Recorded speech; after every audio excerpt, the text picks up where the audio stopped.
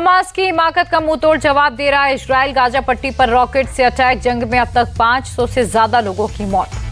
हमले से Gaza city में मलबे में तब्दील कई इमारत, चारों तरफ मलबे के लगे ढेर। इजराइल के जिकिम बीच पर छिपे 5 आतंकवादियों को नेवी ने बनाया निशाना। एक्स पोस्ट पर लिखा, घुसपैठियों को जड़ से खत्म करेंगे। लंदन में जश्न मनाते दिखा मुस्लिम समुदाय। इजराइल पर हमले को लेकर जश्न। ईरान ने किया हमास का समर्थन। ईरानी संसद में भी हमास के समर्थन में जमकर नारेबाजी, हमले के लिए मुबारकबाद दी। इजराइल डिफेंस फोर्सेस की ओर से भी मुंहतोड़ जवाब। माउंट डो में हिजबुल्लाह आतंकियों के इंफ्रास्ट्रक्चर पर दागे गए रॉकेट। हमास के हमले के बाद इजराइल के पीएम बेंजामिन नेतन्याहू ने किया जंग का ऐलान, हमास को खत्म करने की खाई कसम।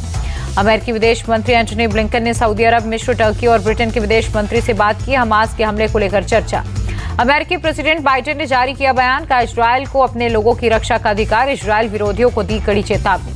ब्रिटेन के पीएम ऋषि सुनक ने कहा, हम इजराइल के साथ खड़े। हमास के हमले को कायराना और घटिया हरकत कहा। ऑस्ट्रेलियाई पीएम एंटनी अल्बनीज ने भी इजराइल पर हमले की कड़ी निंदा की। कहा, इस घड़ी में ऑस्ट्रेलिया इजराइल के साथ खड़ा।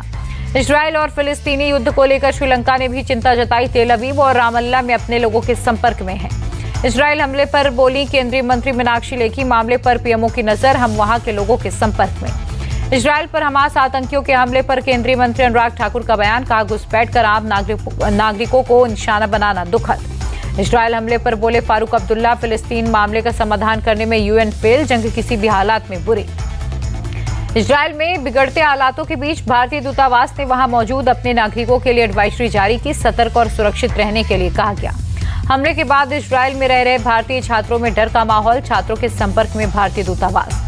इजरायली पुलिस कर रही है छात्रों की मदद। इजराइल में रह रहे भारतीय छात्रों ने दी जानकारी। इजराइल के यरूशलेम में मेघालय के कम से कम 27 लोग फंसे। मेघालय के सीएम कॉनराड संगमा ने दी जानकारी। इजराइल के लिए फ्लाइट सस्पेंशन पर एयर इंडिया का बयान, तेल अवीव से उड़ानें 14 अक्टूबर तक रहेंगी निलंबित।